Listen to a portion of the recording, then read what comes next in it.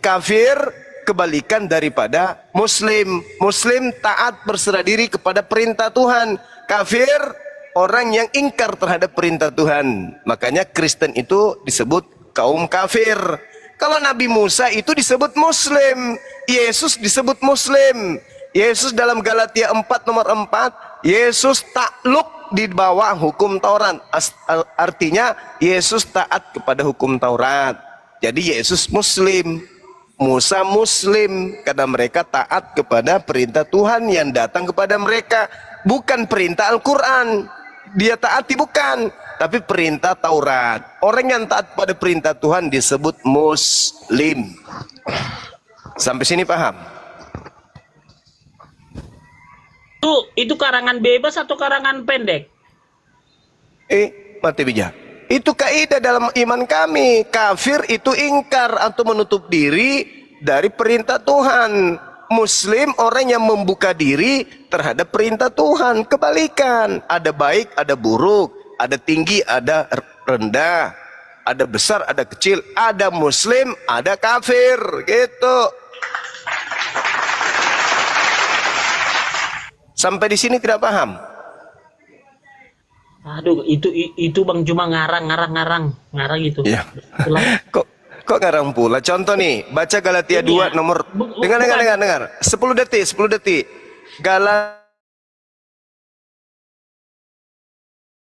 Orang yang tidak bersunat adalah orang yang hidup secara kafir. Nah, kenapa orang yang tidak bersunat disebut hidup secara kafir? Karena sunat itu perintah Tuhan, tapi orang yang tidak bersunat melanggar perintah Tuhan, berarti mereka menutup diri dari perintah Tuhan. Itulah Kristen. Makanya Paulus menyebut orang yang tidak bersunat itu kafir. Salah lagi saya. Kalau dia Kristen sunat, kayak mana itu? Kalau Kristen sunat itu berarti Kristen yang tidak taat kepada Paulus. Galatia 5 nomor 2. Jika kau menyunatkan nonotmu, Yesus Kristus tidak berguna bagimu. Jadi kalian itu umat yang serba salah. Sunat salah, tidak sunat salah. Kenapa? Karena kalian itu hanya pengikut bintang timur. Itu. Beda ya. Memang beda lah. Ajaran aja beda. Karakter aja beda. Iya dong Pak Hendy. Iya dong. Ya, Yesus sendiri mengajarkan apa? Yesus mengajarkan sunat atau tidak sunat? Itu dulu. Di dalam perjanjian baru tak ada secara eksplisit dikatakan harus sunat, nggak ada. Tapi dibaptis, suruh dibaptis. Yesus mengajarkan, dengarkan. Mana dalilnya orang yang tidak dibaptis itu masuk neraka? Mana dalilnya? Ada nggak? Ada tidak dalilnya orang yang tidak dibaptis itu masuk neraka?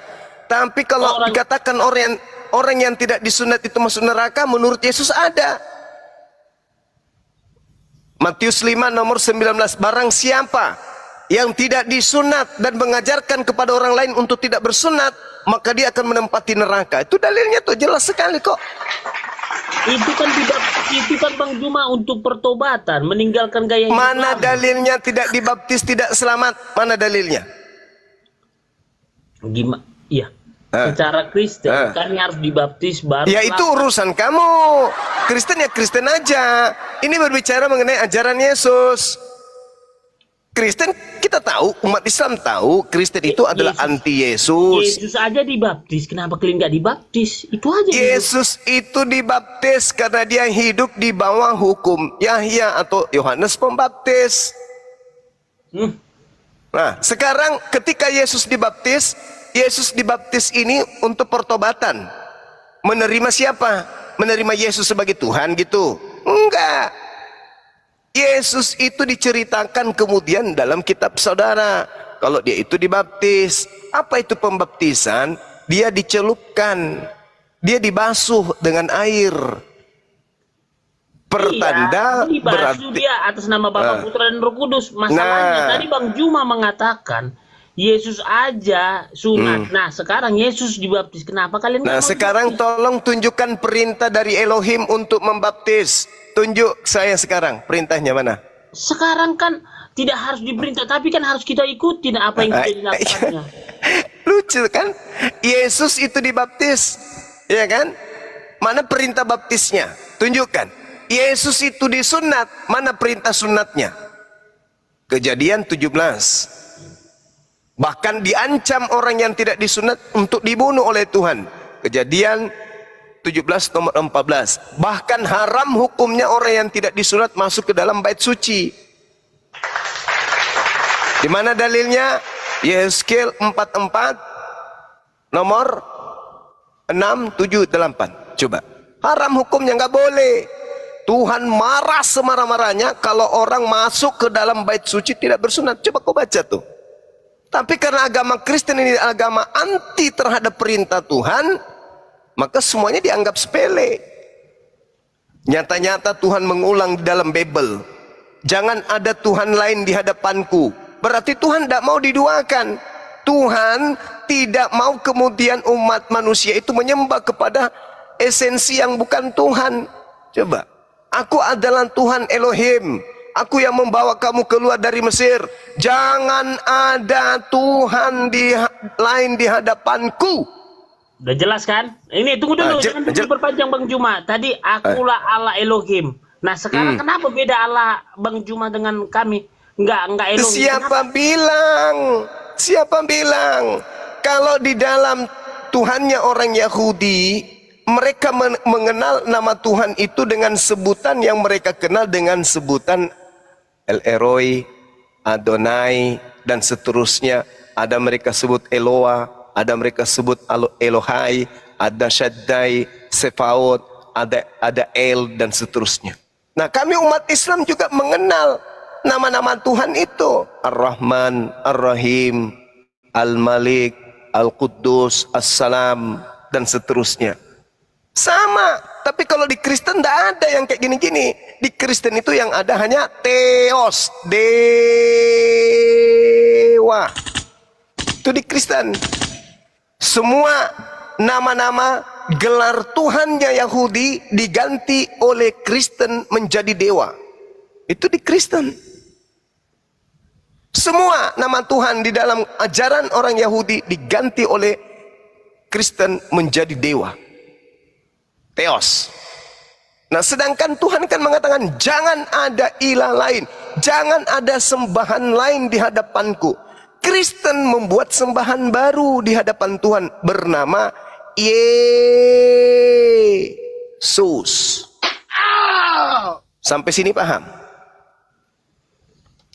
Mana pemahaman saya berbeda begini loh, Bang Juma. Pemahaman kita berbeda, jangan nggak bisa saat sama.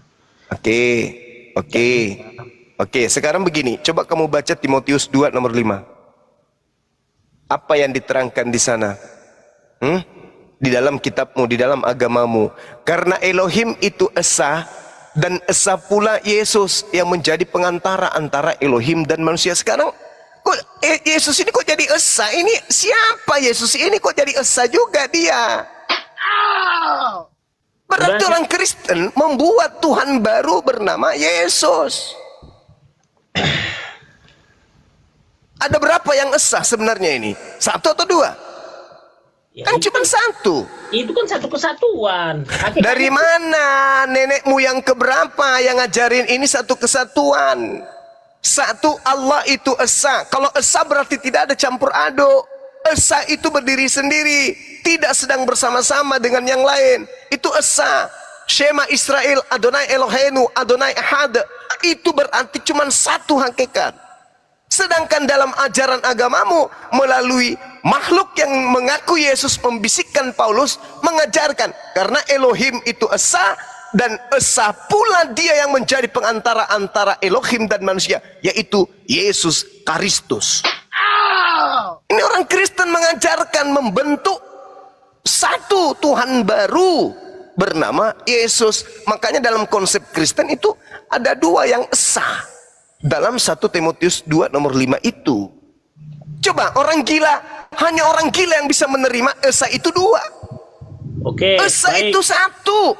Oke. Tapi kenapa di kitab Anda itu esa itu 2? Oke Bang Juma, saya bantah dengan Filipi 2 ayat 5 sampai 11. Saya baca ya. Bagus. Silakan. Ya.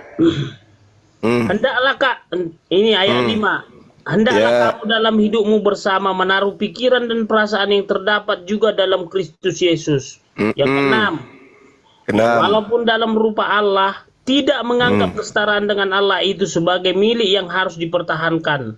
Nah, Melainkan telah mengosongkan dirinya sendiri. Ini ya, melainkan telah mengosongkan dirinya sendiri dan mengambil rupa seorang hamba. Hamba itu Yesus. Ya, dan menjadi sama dengan manusia. Dan dalam keadaannya sebagai manusia, Dan dalam keadaan sebagai manusia, ia telah merendahkan dirinya. Ia telah merendahkan dirinya. Ya. Dan merendahkan tak sampai dirinya, mati. nanti Dan tak meninggikan sampai diri mati. lagi. Baca aja nomor 9, Bahkan tinggi sampai lagi dia mati nanti. Dan bahkan di kayu salib. Itulah Nomor 9 sebabnya naik Allah lagi, Dai. sangat meninggikan. Baca lagi Tunggu nomor 9, tinggi lagi dia nanti tuh. Itulah sebabnya baca. Allah sangat meninggikan dia, meninggikan dia. dan mengaruniakan kepadanya nama Dari segala nama. Oke. Dalam nama Yesus bertekuk lutut tuh. segala yang ada di langit Coba. dan ada di atas bumi, yang ada di bawah bumi. Semua bertekuk lutut, yang ada di atas langit dan di bawah bumi. Artinya, siapa lagi di atas langit selain dia? Nggak ada. Itulah ku bilang. Inilah ku bilang, makhluk yang datang membisikkan kepada Paulus, mendoktrin orang-orang yang lemah akal untuk mendudukkan anaknya Tante Maria esa selayaknya Tuhan yang Maha Esa. Kan udah ku bilang tadi, malah kau kuatkan. Ayat 11. 11, lebih parah lagi. Dan segala adalah Tuhan. Tuhan bagi kemuliaan. Jelas. Apalagi Allah Bapa. Kan lebih kuat Allah lagi Bapa. kan?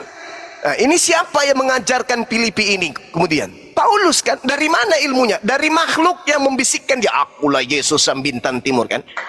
Ini Paulus sedang mengajarkan kepada kalian untuk mengimani anaknya Tante Maria sebagai Tuhan di samping Tuhan. Makanya orang Kristen itu bingung, satu pribadi tiga hakikat, atau tiga pribadi satu hakikat, atau tiga pribadi tiga hakikat. Bingung orang Kristen itu. Maka muncul konsep, oh ketika dia ditampar itu pada posisinya manusia, tapi pada prinsipnya orang Kristen ingin mengkudeta yang maha tinggi dan mendudukkan Yesus itu sebagai Tuhan. Tuhan itu cuma satu. Dengan kalian mengusung Yesus dengan berbagai macam propaganda dan politik-politik licik, itu sama halnya kalian sedang ingin mengkudeta penciptanya Yesus dengan mendudukkan Yesus anaknya Tante Maria itu sebagai penggantinya.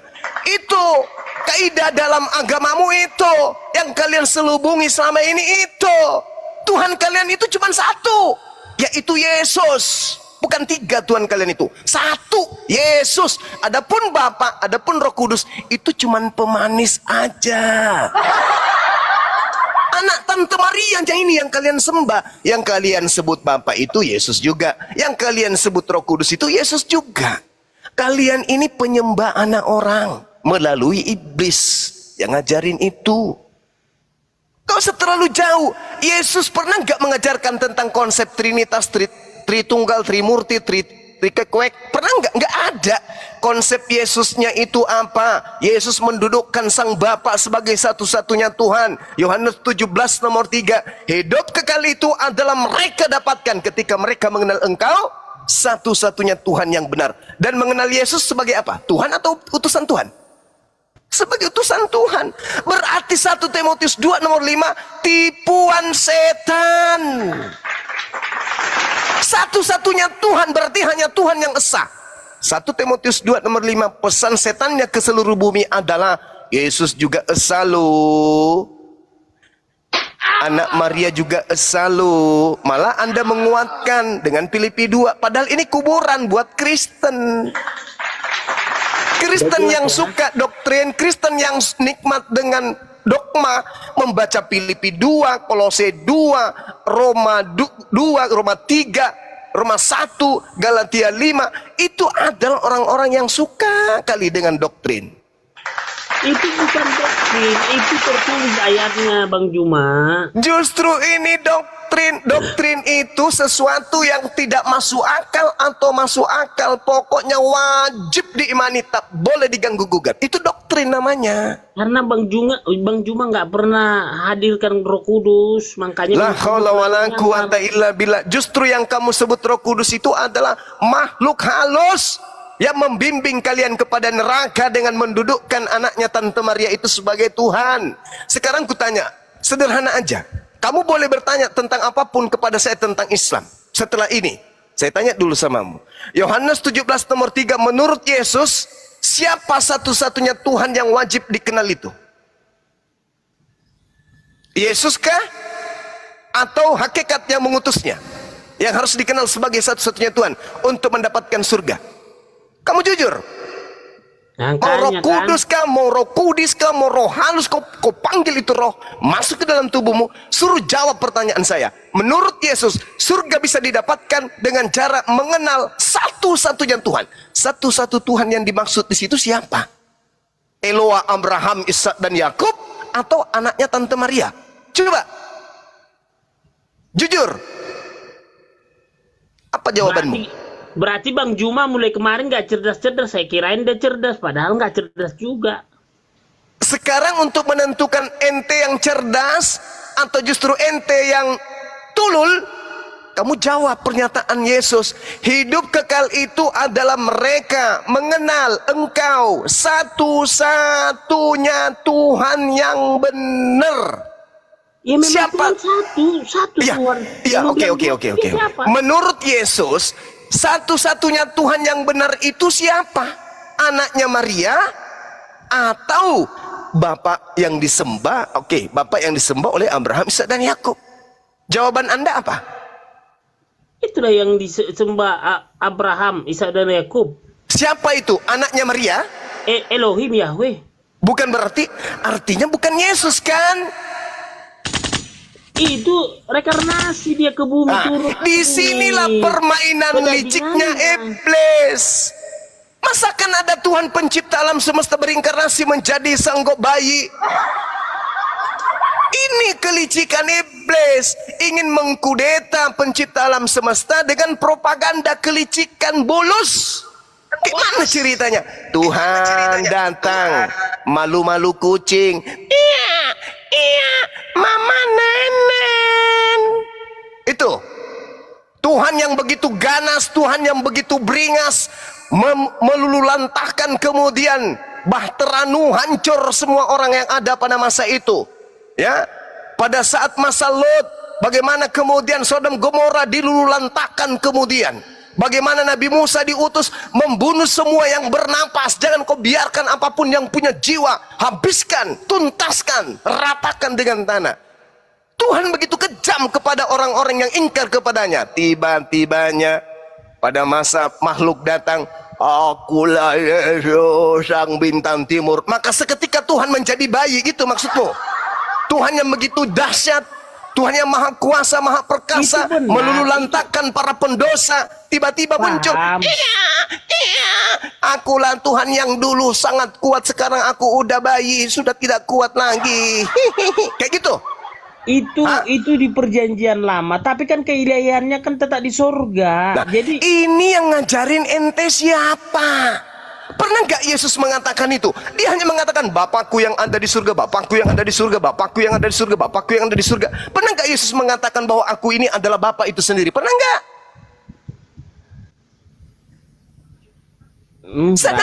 Sadarlah saudaraku. Jangan kau katakan saya tidak pernah cerdas-cerdas. Enggak, saya mendalami Bible, tolak ukurnya Quran.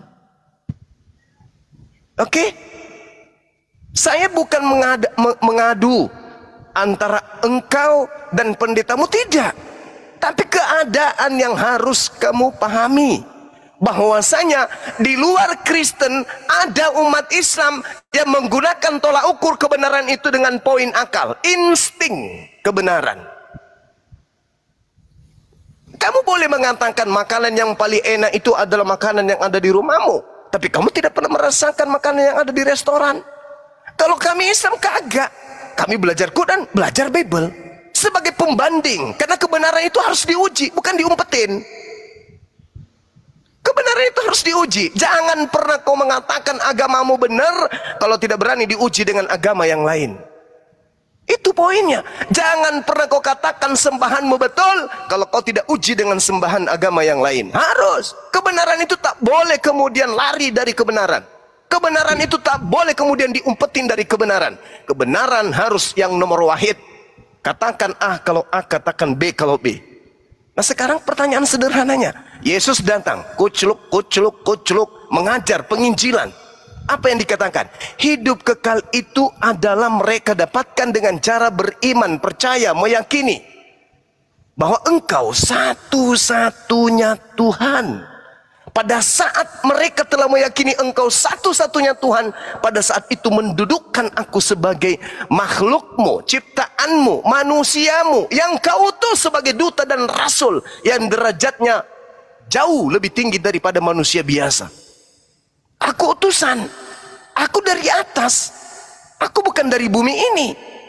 Aku adalah kalamullah yang nuzul ke bawah bumi untuk mengajarkan kalian kebenaran, mengajak orang-orang Yahudi kembali kepada hukum Tuhan yang mereka tinggalkan, bukan menjadi korban di atas pohon. Ayolah saudaraku, ayolah. Tuhan menitipkan chip di atas kepala yang bernama otak untuk kita pakai. Ayo, adu kebenaran itu dengan kebenaran, supaya kelihatan intisarinya akan keluar dari aspek kebenaran itu sendiri. Mau sampai kapan kalau cuma doktrin dogma? Kalau dogma itu kan saya udah katakan, yang namanya dogma nih, kita melihat satu ekor sapi. Satu ekor sapi nih kita lihat. Dogmanya mengatakan yang kamu lihat itu dengan tanduknya dua, matanya dua, makan rumput, itu adalah ayam. Itu dogmanya.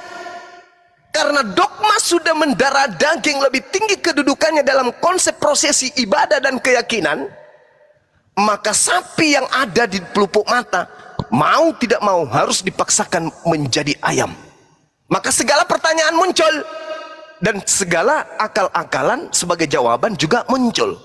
Hei fulan, ya kenapa kau katakan itu adalah ayam? Bukankah itu kau lihat sapi? Oh, itu adalah sapi karena dulu dia adalah ayam, sekarang ini dia lagi inkarnasi menjadi sapi.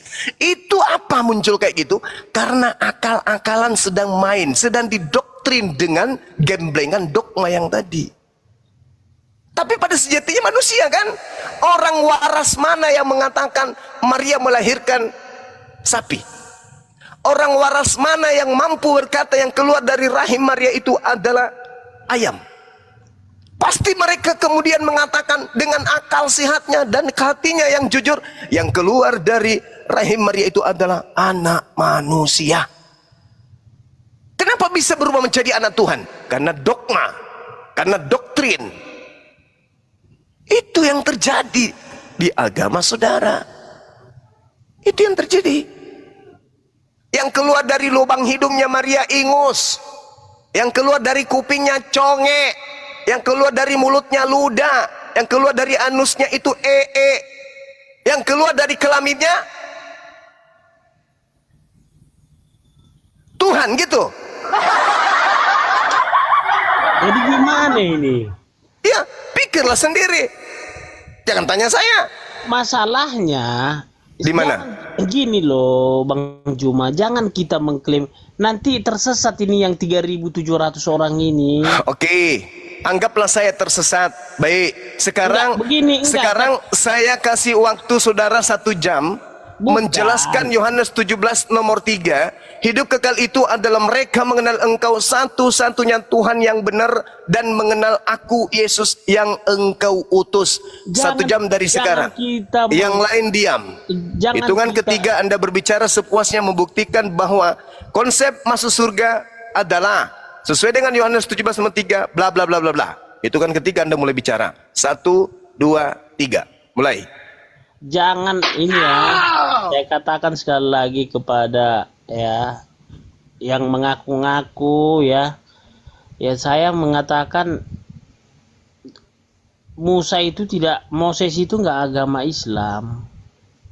Ya, digali dong sejarah, digali, belajar, banyak belajar. Seharusnya kita harus banyak literasi, jangan mengklaim gitu. Mengklaim ini nggak baik gitu. Kasihan tuh, Selamat orang malam, mendengar. Bang Kepas. Saya boleh tanya sama Bang Kepas? Saya bukan Oten, bukan pula Muslim. Silakan Pak, silakan. Begini Bang Kepas, ini kan saya sering nonton dialog-dialog kayak gini ya. Di sini di Matius 21 nomor 1 sampai 11. Terus Lukas 18 nomor 38 sampai 43. Jadi di Matius di sini Yesus bukan Tuhan, Bang. Terus di Lukas 18 38 sampai 43 Yesus itu anak Daud, Bang, bukan anak Tuhan, Bang. Saya notice, Bang, ya. Itu Yesus itu dari keturunan Daud, Raja Daud. Coba Abang baca dulu, Bang, itu Bang, Lukas 18 Dia itu, Bang. harus begini Nggak ada bahasa keturunan di sana, Bang. Iya, dia silsilah dari Daud, makanya itu nggak boleh dari silsilah Arab. Mana bisa Daud dari Arab? Dari Saya nggak bicara Arab, Bang. Saya tadi Abang bilang keturunan. Tapi itu nggak ada bahasa keturunan, Bang. Tapi anak, Bang. Pesasai. Kadang anak napang wangi. Buku balik apa?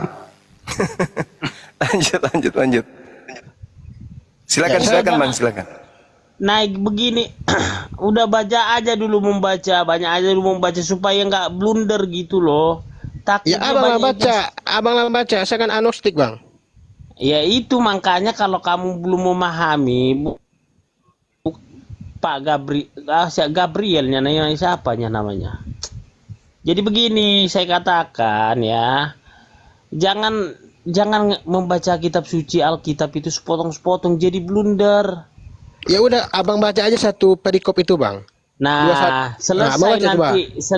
Ya udah, abang baca itu, Mas. Dulu selesai nanti kamu keluar dari komal ini, kamu baca berulang-ulang Alkitab dari Kejadian sampai Wahyu, kamu akan menemukan siapa Tuhan, yaitu Yesus, Elohim. Ya enggak, Bang, saya kan mau tanya bukan yang lain, Bang. Matius 21 nomor 1 sampai 11, Bang. Udah, saya tahu belum kamu baca keseluruhan isi Alkitab dari Kejadian sampai Wahyu. Baca aja dulu supaya kamu mengetahui siapa Tuhan itu. Kan saya bilang Tuhan Yesus itu mau mengumpulkan domba-domba tersesat. Siapa yang tersesat itu? Itu yang menyangkal Yesus sebagai Tuhan. Ini. Abang mana? Bang, saya hanya bertanya bukan pada yang lain, Bang. Saya bertanya Matius 21 nomor 1 sampai 11. Nanti baca aja dulu Alkitab, baru banyak bertanya. Itu udah saya baca, Bang. Itu udah saya baca sama satu perikop, Bang. Bukan Tuhan, Bang. Bukan Tuhan, Bang. Nabi, Bang. Itu bagi kamu, makanya baca aja dulu. Nanti kalau kamu mau baca Alkitab, berdoa dulu, hadirkan Roh Kudus ke dalam hatimu supaya kamu memahami, supaya kamu bijaksana, berhikmat. Gimana kamu membaca kitab suci? Sebelum membaca kitab suci, Bang, kalau begini ya, Bang, penjelasannya nggak mampu, lama-lama agama Abang punah, Bang. Harus dijelasin. Betul. Bisa punah agama Abang kalau Abang nggak bisa ngejelasin isi kitab Abang sendiri sama saya. Saya agnostik, Bang. Muslim bukan, Kristen bukan. Bukan, masalahnya kan udah menyebar ini yang mengaku Yesus sebagai Tuhan itu kan udah menyebar kemana-mana, udah makin bertambah. Iya, tapi ya, di kitab kan di dunia udah jelas. Pengikut Yesus lebih banyak daripada pengikut Nabi Muhammad. Nggak apa lagi mau kita bantah? Tapi Matius ini, Bang, karena ajaran Kristen, ajaran kasih, nggak ajaran kekerasan, enggak. Kalau Abang bilang ajaran kasih, bagaimana dengan 1 Samuel 15 nomor 3, Bang? Itu bayi-bayi aja dibunuh, Bang. Yang sedang nyusu, Bang. Itu di perjanjian lama. Kenapa itu disuruh? Karena bangsa Bani Israel itu mau dimusnahkan. Sebelum mau dimusnahkan dulu lah, karena mau dimusnahkan Bani Israel. Kalau bertambah bibit-bibit yang begitu, nanti bangsa Bani Israel yang punah. Begini, Bang, saya tadi juga di rumah Uniripa juga tanya, Bang, Sama seperti abang ini modelnya bang. Itu siapa tuh Pak Sar itu. Saya tanya si Mikana, si Mikana itu cuma nyerocos doang bang. Jadi model itu kok sama semua gitu bang. Orang-orang seperti abang-abang ini agama itu semua bang. Nggak bisa ngejelasin bang. Jadi saya nggak puas bang. Teman saya juga banyak bang, orang Kristen bang, orang Batak banyak bang. Ya kayak gitu juga bang. Bukannya menambah wawasan yang benar bang, tambah bingung bang. Ya, kalau Pak Gabriel mau tambah wawasan, baca aja dulu dari Kejadian sampai Wahyu supaya runutannya jelas. Jangan gini, jangan seperti Bang Juma diambilnya sepotong dari sini diambil. Enggak, saya nggak tanya kejadian bang. Saya nggak tanya kejadian. Sesat gitu loh. Bang, saya nggak tanya Bang Kepas, saya nggak tanya kejadian. Saya cuma tanya dua ayat ini aja nih, Matius sama Lukas ini nih. Abang bisa jawab nggak? Kalau abang bisa jawab, saya masuk ke agama abang. Nggak usah. Sedangkan saya aja waktu di dalam penjara 3 orang agama Muslim masuk ke gereja, saya suruh masuk lagi ke masjid. Nggak perlu masuk Kristen. Kan saya bilang, kalau kalian nanti kalian masuk Kristen, nanti semua masuk Kristen. Siapa lagi penghuni neraka? Ini ada satu lagi bang ya. Ini kan yang 2 ini abang nggak bisa jawab. Saya kasih satu lagi. Kalau satu ini nggak bisa jawab, ya udah saya turun. Ini bang, Matius pasal 21 ayat 31 bang. Ini bacakan. Gimana nih bang? Bacakan. Tolonglah bacakan bang. Matius 21 nomor 31 bang. Tolong bacakan Pak Gabriel supaya didengar pemirsa gitu loh. Saya nggak pegang Alkitab bang. Saya kan ya udah. Saya agnostik. Ya udah, nanti kalau udah sampai rumah baca aja dulu Alkitabnya. Ya udah, saya baca singkatnya aja bang ya. Intinya aja ya bang. Ini kok pelacur sama perampok kok paling pertama masuk surga bang. Itulah Tuhan Maha Pengampun. Makanya di agama Kristen nggak bisa menikah 2 kali karena harus mengampuni pasangannya kalau bersalah, bukan malah menceraikan. Ini abang kalau lari kok menikah bang? Ini sini bang. Dulu supaya alurnya ke situ. Kenapa Tuhan mengampuni orang yang berzina? Kan kata Yesus ketika ada, dengar dulu, ketika Yesus melihat ada yang berzina, yang hukum, dengar dulu, tadi bertanya tapi nggak mau. Ya, lanjut. Gini, ketika Nabi Yesus ya melihat ada yang berzina, datang masyarakat di sana mau melempar sampai mati karena itu hukum Taurat, lempar sampai mati. Tapi apa kata Yesus? Jika kau tidak berdosa, lemparlah. Tapi kan manusia-manusia di situ kan merasa ada dosanya, salahnya. Makanya tidak jadi. Kan gitu. Udah jelas, udah itu hak Tuhan itu mengampuni masuk surga. Jangan batasi hak Tuhan. Makanya manusia itu sok tahu, Tuhan yang lebih tahu. Udah, itu aja dulu. Jangan membatasi Tuhan, dia masukkan Tuhan dalam kandungan. Bukan gitu Bang Kepas. Yang saya tanyakan bukan Tuhan mengampuni. Kalau Tuhan itu udah pasti mengampuni kalau bertobat Bang. Saya hanya bertanya, ini kok bisa loh Bang ya, pelacur sama perampok ini paling pertama masuk surga begitu Bang. Sebagaimana dengan orang yang baik-baik gitu Bang. Jangankan pelacur sama yang perampok, sedangkan pengikut Yesus saja yang dibunuh oleh Saulus menjadi Paulus, dia masuk surga, apalagi pelacur yang masih. Ini udah banyak yang dibunuh si Paulus pengikut Yesus sebelum dia percaya Yesus itu Tuhan, apalagi. Ya udah tambah pusing saya Bang. Cuman saya di sini Bang, di Alkitab Abang ini Bang, saya punya pegangan satu ayat Bang, Yesaya 29:12. Ini pegangan saya Bang sampai sekarang Bang. Ini arahnya kemana saya udah tahu ini. Tadi Uniripa tadi udah jelasin tadi. Masya Allah. Uniripa tadi udah jelasin tadi Bang. Masya Allah, luar biasa. Subhanallah. Tadi Uniripa yang jelasin ini Yesaya 29:12 Bang. Iya. Apa lagi? Nggak ada lagi Bang. Abang bukan menambah saya nyaman, tambah pusing saya Bang. Ya karena nggak membaca Alkitab keseluruhannya, pusing lah. Sedangkan ini Bang Juma aja masih saya tak pertanyakan dia membaca Alkitab nggak dengan benar. Saya satu kamar sama teman saya namanya Bobby Manulang, satu kamar. Saya satu profesi Bang. dia punya Alkitab bang, itu udah seoprek-oprek bang. Saya baca bang, semuanya bang, bukan tambah nyaman otak saya bang, tambah bingung bang. Itu kayak jalanan, kayak lalu lintas bang, yang nggak ada polisinya bang. Ayat sama ayat itu kok berbentur-benturan gitu bang. Sebelum berdoa hadirkan Elohim Yahweh Tuhan Yesus. Iya. Itu udah kamu diam aja dulu bang Pak Gabriel, biar aja Bang Juma gitu loh. Banyak kali Tuhan kau. Saya pas banyak kali Tuhan kau hadirkan Elohim Yahweh Yesus, banyak kali Tuhanmu. Ya udah Bang Kepas, saya turun Bang Kepas, pusing saya dengar Bang Kepas. Sendiri. Oke, kita uji ya pengetahuan saudara sejauh mana tentang agama yang Anda anut sekarang ini ya. Sederhana aja sih untuk mendeteksi orang itu belajar Bible atau hanya doktrin saja. Begini Bung, menurut makhluk ya, menurut makhluk yang datang kepada Paulus dikatakan begini di dalam Galatia 2 nomor 21.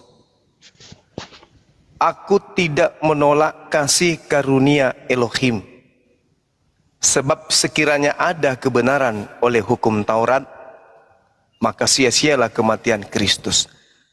Anda paham tidak Galatia 2 nomor 21 ini? Galatia 2 ini dikatakan kalau ada kebenaran di dalam hukum Taurat, maka sia-sialah kematian Yesus. Saya ingin tanya kepada saudara, menurut saudara, apakah ada kebenaran di dalam hukum Taurat? Jawab. Nah, ini dia. Karena itulah tadi Yesus datang turun ke bumi itu untuk menyempurnakan. Saya tanya ulang lagi, menurut saudara ada tidak kebenaran di dalam hukum Taurat? Jawab. Ya adalah 10 perintah Tuhan, ya itu kebenaran lah. Kalau ada kebenaran dalam hukum Taurat, maka kata Yesus, kata Paulus, kata makhluk yang datang kepada Paulus, maka sia-sialah kematian Yesus. Kalau ada kebenaran dalam hukum Taurat, maka sia-sialah kematian Yesus. Ayo. Makanya Bang Juma kalau baca kitab suci jangan sepotong-sepotong, nanti tersesat. Saya tidak mungkin baca satu data di sini, tidak mungkin saya baca satu kitab, nggak mungkin. Jangan. Lagian ini dalil di dalam kitab saudara berupa surat. Kalau yang namanya surat, apa yang diuntai oleh kata dan kalimat, itulah muatannya, itulah cakupannya. Oke. Tidak perlu lagi Anda kemana-mana. Paulus mengatakan, aku tidak menolak kasih karunia Elohim, sebab sekiranya ada kebenaran oleh hukum Taurat, maka sia-sialah kematian Yesus. Ya, oke. Nah, itu tadi Bang Juma mengatakan begitu karena nggak membaca keseluruhan itu, ya. Tunggu dulu, tunggu. Kenapa salah membaca saat hanya satu ayat? Artinya salah menafsirkan makna. Kenapa saya katakan? Contoh di Amsal Salomo, ya, ada di sana tentang mohon maaf tentang perzinahan, buah dada, apa segala macam. Ketika kita tidak berhikmat membaca itu di Amsal itu, hanya kita ambil satu ayat, maknanya pasti kita bilang kok Tuhannya kok jadi begini, Tuhan mengajarkan karena satu ayat yang kita baca, seperti Bang Juma. Makanya saya bilang tadi Pak Gabriel, baca dari Kejadian sampai Wahyu supaya kamu bijaksana dan berhikmat.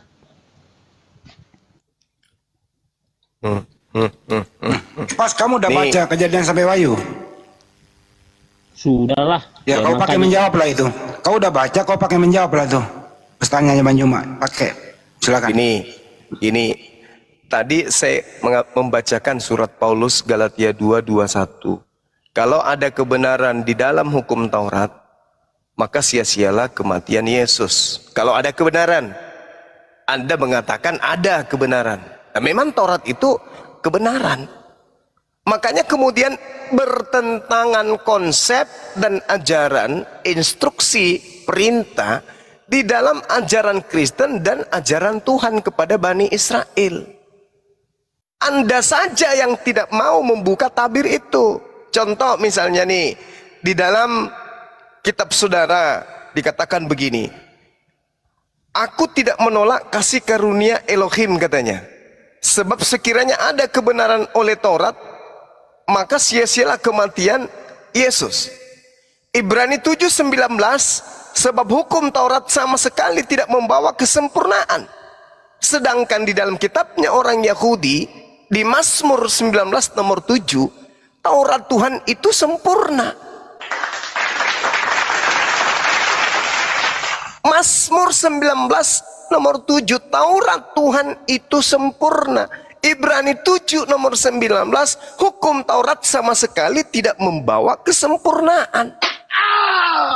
Jadi ini yang diramu oleh Kristen untuk dianggap sebagai satu kesatuan pengajaran yang tidak bertentangan. Dengan cara apa? Dengan cara mematikan akal. Makanya orang Kristen wajib hukumnya mematikan akal ketika berbicara Bible. Nggak boleh pakai akal, nggak boleh. Nggak boleh. Haram hukumnya. Kalau orang Kristen menggunakan akal membahas Bible, pasti mereka kalau bukan menjadi agnostik, pasti menjadi mualaf atau menjadi ateis. Tidak mungkin bertahan menjadi Kristen kalau menggunakan akal. Tidak mungkin. Mustahil itu. Oke Bang Juma, hukum Taurat itu 10 perintah Tuhan. Jadi dari perintah pertama sampai perintah keempat adalah hubungan kita dengan Tuhan. Perintah kelima sampai perintah ke-10 adalah hubungan kita dengan manusia, dengan alam semesta. Artinya, dan itu dikatakan, dengar sabar, dan itu dikatakan oleh Paulus adalah perintah-perintah yang kamu maksud tadi itu menurut Paulus itu adalah apa? Apa tuh? Sampah.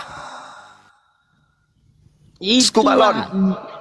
Apa semua yang terkandung di dalam Alkitab itu, kitab suci itu adalah hukum kedua, kasihilah Tuhan Allahmu, kasihilah manusia. Yang kalau disebut kasih kepada Elohim, kenapa dia anggap sampah? Kenapa dikatakan skubalon, tai? Kenapa? Hukum Tuhan disebut sebagai sampah, kotoran, tinja. Katanya kasih. Anda tidak ngerti konsep kasih masalahnya. Kasih itu adalah taat. Kasih itu menurut Anda itu apa sebenarnya? Ciuman, pelukan, jabat tangan, rangkul-rangkulan, itu yang Anda maksud kasih. Kasih itu adalah taat. Baca Ulangan 11 nomor 1, Yosua 22 nomor 5. Bagaimana cara kami mengasihi Tuhan? Dengan mentaati dengan setiap perintah, aturan, ketetapan, hukum-hukum yang didatangkan Tuhan melalui nabinya Musa. Kasihilah Tuhanmu, berarti hukum Taurat. Coba. Kasih sesamamu manusia, berarti mengajarkan anak kita, istri kita, cucu kita, keluarga kita, masyarakat kita untuk taat kepada Taurat. Itu namanya kasih kepada Tuhan, kasih kepada manusia. Bagaimana Anda mau mengatakan diri Anda kasih, sementara seluruh perintah Tuhan itu dianggap sampah? Anda mengatakan 10 hukum, 1 sampai 4 itu hubungan kepada Allah, 5 sampai 10 itu hubungan kepada manusia. Oke, itu menurut Anda mendalami hukum Taurat, milih agama lain.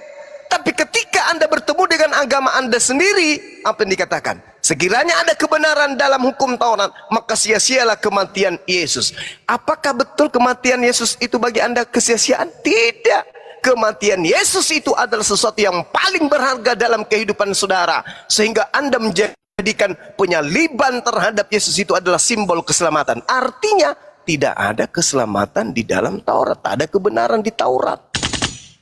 Menerima kematian Yesus di atas tiang salib berarti menganggap Taurat itu sampah. Wah, menerima Taurat itu, dengar, menerima Taurat itu sebagai hukum Tuhan berarti menganggap kematian Paulus Yesus itu adalah sampah. Bang Juma udah blunder menafsirkan itu, udah blunder. Kenapa blunder? Udah blunder kalau begitu menafsirkannya. Kami nggak bisa mentiadakan hukum Taurat. Oke, baik. Sekarang hukum Taurat yang pertama itu apa? Akulah Tuhan Allahmu, seru Tuhan kita, tidak boleh Allah lain kecuali aku. Oke. Aku di situ Yesus. Iyalah Yesus Elohim Yahweh. Nah, itu berarti kamu nggak waras. Tuh kan? Lah nggak waras lah. Aku Tuhan, bukan manusia dan bukan anak manusia. Aku Tuhan yang maha tinggi, tidak serupa dengan manusia. Anda mengatakan, akulah Tuhan, jangan ada ilah lain di hadapanku. Itu Yesus. Anda mengatakan, iya Yesus. Berarti Anda tidak waras. Anda tidak waras berarti. Makanya Al-Quran mengatakan kan, jelaskan Al-Quran mengatakan itu, wa iya dauna illa setanam marida. Yang mereka sembah itu adalah setan yang durhaka. Siapa yang mengajarin ente mengatakan bahwa yang berfirman kepada Abraham, Ishak dan Yakub itu adalah Yesus? Yang ngajarin siapa? Hah? Yang ngajarin siapa? Ada jawaban? Itu, tunggu dulu. Jangan itu, jangan itu. Yang mengajarin Anda menjawab bahwa yang berfirman kepada Musa, Nabi Musa itu adalah Yesus, yang ngajarin Anda siapa? Ya, itu kan perjanjian lama. Saya ulang pertanyaannya. Yang mengajarkan Anda mengatakan bahwa yang berfirman kepada Nabi Musa itu adalah Yesus, anaknya Tante Maria, itu siapa?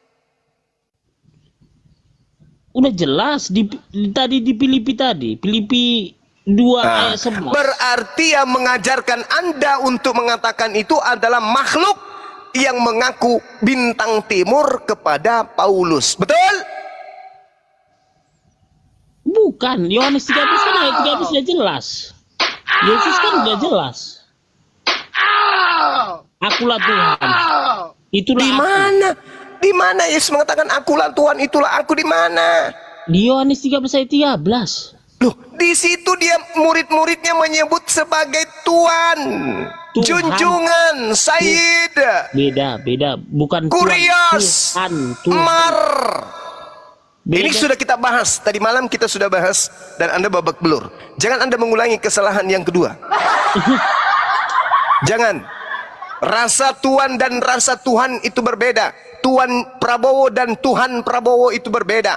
Artinya Tuhan Yesus dan Tuhan Yesus itu berbeda. Anda mengangkat sangat melejit derajat Yesus menjadi Tuhan. Siapa dia? Emang dia harus jadi Tuhan. Kenapa? Karena dia membisikkan, akulah Yesus mengutus malaikat-malaikatku kepada jemaat-jemaat. Siapa malaikat-malaikat yang dimaksud ini?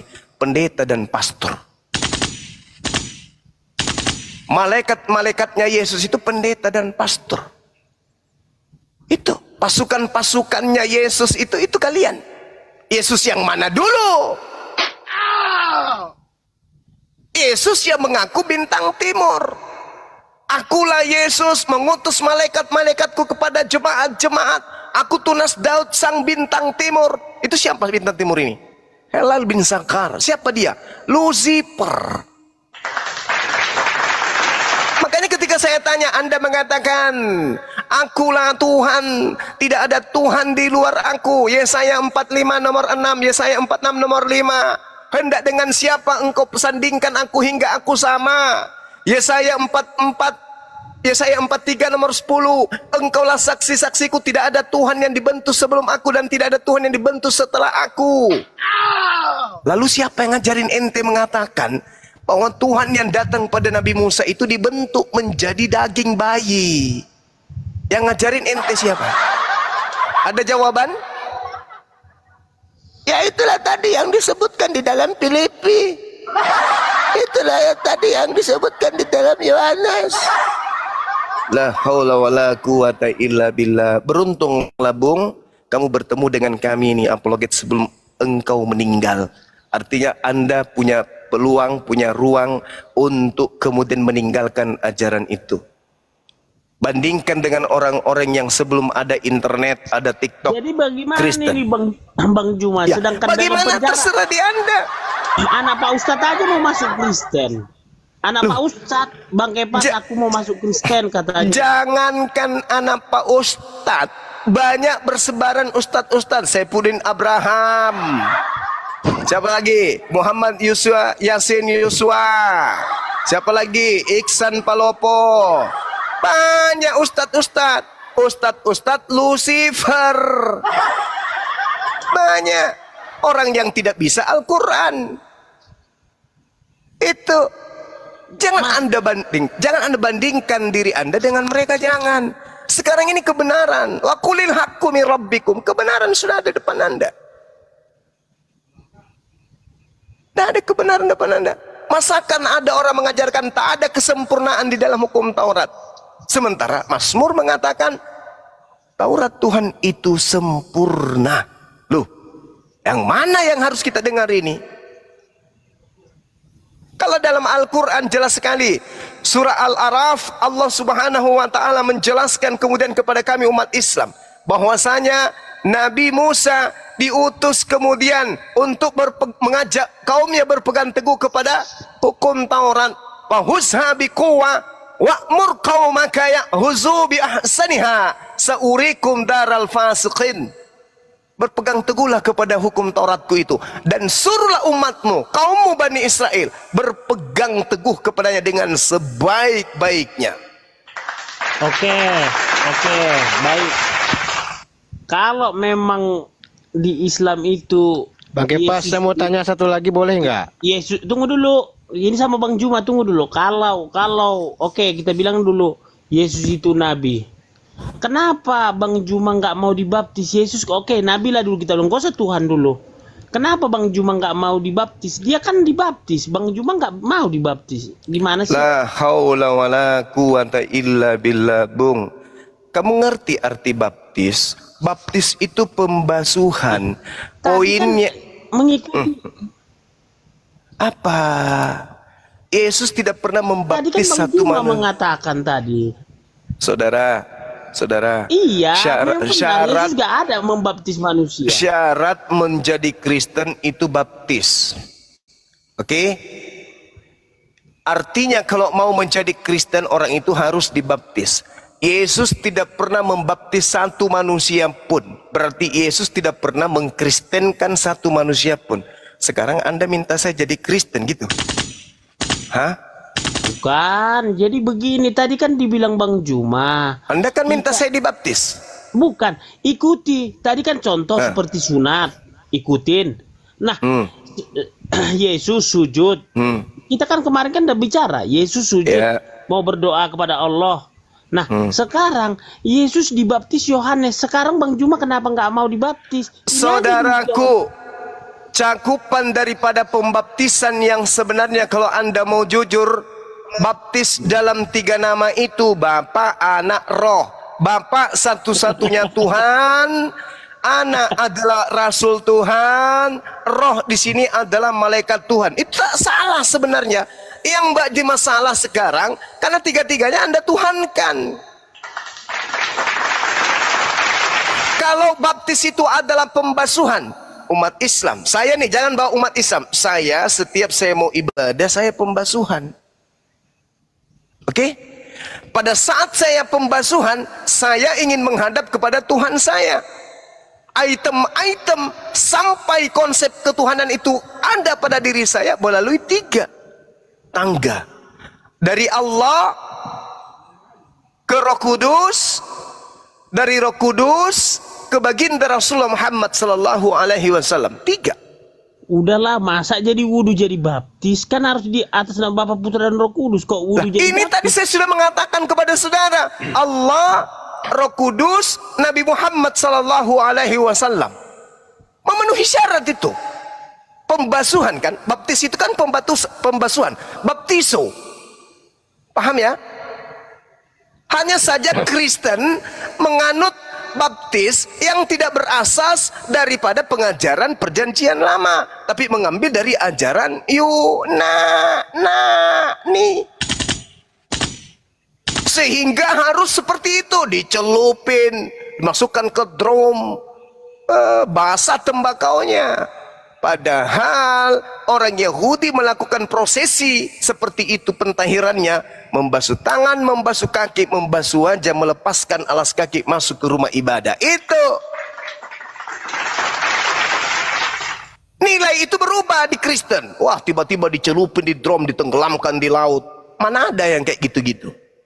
Yesus tidak pernah membaptis satu manusia pun, artinya Yesus Oke, tidak pernah mengkristenkan satu manusia pun. Berarti Itu dulu. enggak begini Bang Juma. Berarti memang enggak mau dibaptis. Berarti artinya tidak mengikuti perintah Allah ataupun La haula wala quwata illa billah. Ya dong.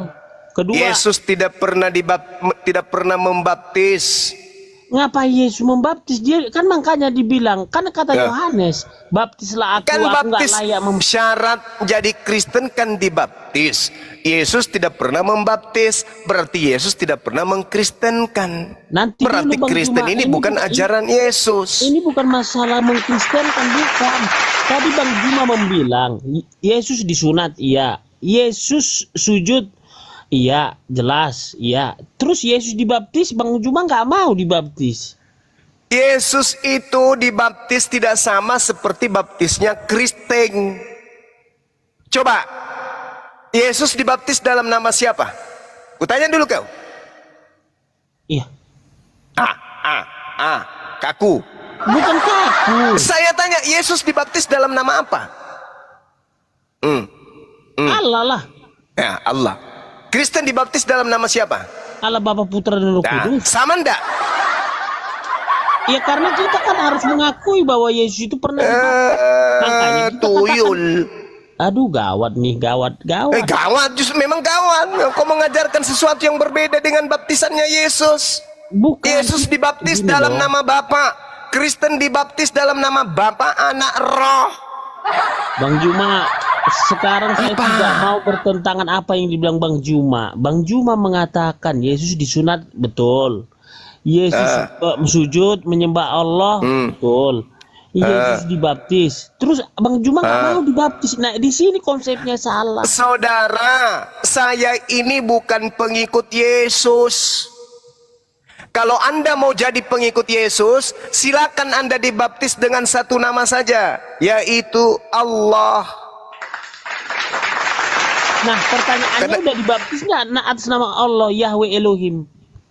Loh, saya ini umat Islam, bukan pengikut Yesus. Cahayu. La haula wala quwata illa billah. Islam Tuhannya Allah. Islam kitabnya Al-Quran. Islam nabinya Nabi Muhammad. Ngapain harus saya nyebrang ke situ? Tapi kan aku mengikuti Bang Juma sekarang bahwa Yesus itu nabi lah dulu, nggak usah Tuhan. Yesus nabi untuk Bani Israel. Inni Abdullah antaniyal kitab. Inni Rasulullah ila Bani Israel. Matius 15:24, aku diutus hanya kepada domba-domba yang hilang dari Bani Israel. Anda Bani apa? Ya Bani Bani apa? Israel lah, Bani Israel. Iya. Inilah yang disebut serigala nyamar dompet. Saya bacakan sebuah data kepada saudara, Anda renungkan. Kolose 2, yang lain catat, Kolose 2 nomor 16 sampai nomor 23. Dengarkan baik-baik. Karena itu janganlah kamu biarkan orang menghukum kamu mengenai makanan dan minuman, atau mengenai hari raya, bulan baru, ataupun hari Sabat. Semuanya itu hanyalah bayangan dari apa yang harus datang, sedang wujudnya adalah Kristus, Mesias. Janganlah kamu biarkan kemenanganmu digagalkan oleh orang yang pura-pura merendahkan diri dan beribadah kepada malaikat, serta berkenjang pada penglihatan-penglihatan dan tanpa alasan membesar-besarkan diri oleh pikirannya yang duniawi, sedang ia tidak berpegang teguh kepada kepala, dari mana seluruh tubuh yang ditunjang dan diikat menjadi satu urat-urat dan sendi-sendi menerima pertumbuhan ilahiyah. Apabila kamu telah mati bersama-sama dengan Mesias dan bebas dari roh-roh dunia, mengapakah kamu menaklukkan dirimu dan dari rupa-rupa peraturan-peraturan, seolah-olah kamu masih hidup di dunia? Jangan jama ini, jangan makan itu, jangan sentuh ini. Semuanya itu hanya mengenai barang yang binasa oleh pemakaian dan hanya menurut perintah-perintah dan ajaran-ajaran manusia. Peraturan-peraturan ini walaupun nampaknya penuh hikmat dengan ibadah buatan sendiri, seperti merendahkan diri, menyiksa diri, tidak ada gunanya selain untuk memuaskan hidup duniawi. Pertanyaan saya, dari mana Paulus dapat ilmu seperti ini? Ya dari Yesus lah. Yang selain dari Yesus mana ada hikmat dan kebijaksanaan selain dari Yesus? Oke. Pegang kata-kata saudara. Dari Yesus lah. Kapan Yesus bertemu dengan Paulus dan memberikan ajaran ini? Kapan? Kapan? Ya. Kapan? Mana? Kapan ku bilang kapan? Ya pada waktu zamannya lah, ya nggak mungkin zaman sekarang. Ini jawaban orang yang putus asa, yang bingung mencari alat kebohongan untuk menutupi tipuan-tipuannya dari tadi. Bingung ente kan? Sakit kan? Kubuat tersiksa kan otak kau kan? Kukunya kan Sekarang ginjalmu ini, kan? Bang Juma, Ini Bang jangan Juma sekarang. nanya. Ini dulu. Ini hal besar sekali. Ini yang menggulung otak kamu menuju kepada agama Kristen, meninggalkan agama yang diajarkan oleh Tuhan. Ini dari mana Paulus mengatakan ini? Dari Yesus. Kapan Yesus mengajarkan hal-hal yang tidak rasional ini, yang membuat orang jadi binatang ini? Siapa? Ini Paulus ini membuat orang menjadi binatang. Gak boleh lagi ada aturan-aturan Tuhan, gak boleh lagi makan ini, makan itu, larang makan ini, larangan makan itu, gak boleh lagi. Harus seperti binatang, semuanya bisa dimakan. Artinya apa? Jenis binatangnya apa? Omnivora, pemakan segala. Paulus sedang mengajak manusia yang tidak waras untuk menjadi omnivora. Saya pertanyakan kepada saudara, ini ilmu Paulus dari mana? Hoi! Kan udah jelas tadi, saya katakan tadi. Dari Yesus. Ya iyalah, dari siapa lagi? Gak mungkin. Kapan Gak Yesus mungkin mengajarkan poin-poin kayak begini? begini, Sementara Bang di Juma. dalam Lukas, dengar. Lukas 16 nomor 17, Yesus berkata, lebih mudah langit dan bumi lenyap daripada setitik dari hukum Taurat itu batal. Itu kata Paulus. Kata Tuhan di dalam Ulangan 27 nomor 26, terkutuklah orang yang tidak menjalankan hukum Taurat. Terkutuk. Tapi Paulus mengatakan, jangan lagi kau mau diperbudak oleh aturan-aturan hukum-hukum tentang makanan dan minuman. Jangan lagi, katanya. Dan kamu sebagai Kristen lebih percaya kepada Bapak Paulus daripada Bapak yang datang kepada para nabi-nabi Yahudi. Makanya Yesus mengatakan apa? Iblislah yang menjadi bapakmu dan kau mau melakukan keinginan-keinginan bapakmu. Silakan Anda mati dalam keadaan Kristen. Silakan Anda mati dalam keadaan menyembah makhluk yang ngaku Yesus. Silakan Anda mati dalam keadaan merasulkan pembohong bernama Paulus. Silakan, tidak ada paksaan. Tak ada paksaan. Wa qulil haqqu mir rabbikum. Kebenaran itu sudah dijabarkan. Barang siapa yang mau beriman, silakan beriman. Siapa yang mau kafir, silakan kafir. La ikraha fiddin. Tapi ingat, wa iyyaduuna illa syaitanam marida. Yang kamu sembah itu tak lain adalah setan yang durhaka kepada Tuhan. Selesai kita. Oke? Selesai. Silakan yang lain. Saya mau minum kopi campur Masako dulu. Silakan. Saya mau tanya sama Bang Kepas satu lagi ini. Kebetulan saya juga udah ngantuk ini. Bang Kepas bisa tanya sama Bang Kepas. Satu aja. Bisa, silakan Pak Gabriel. Ini Bang Kepas, saya mau tanya, itu Yesus itu di mana disalibnya Bang Kepas? Baca dulu Alkitab. Itu pertanyaan sederhana itu. Bang, saya mana ngerti Alkitab. Makanya saya tanya Abang. Kalau saya ngerti nggak, saya tanya Abang.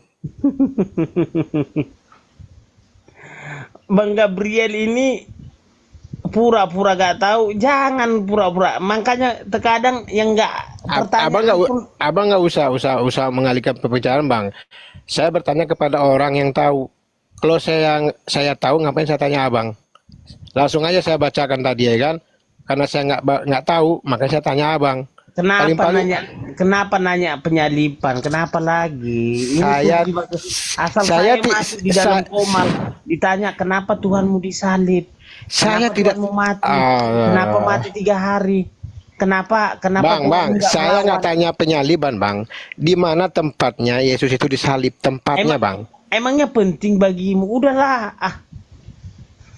Oh, ya penting lah, Bang. Abang kan harus siar, Bang. Udah nggak usah, laginya nggak diharapkan masuk Kristen, udah. Gini bang, oke lah bang ya. Kawanku Bobby Manulang mengatakan Yesus disalib di Bukit Golgota katanya kan, betul? Iya. Sementara di Wahyu pasal 11 nomor 8 di Mesir bang. Ini mana yang benar nih bang? Di Mesir bang disalibkan bang. Udah tanya aja teman-teman kamu Pak Gabriel supaya tanya aja. Lah, ini bukan masalah tempat yang kita bicarakan ini. Enggak ini kan kitab bang.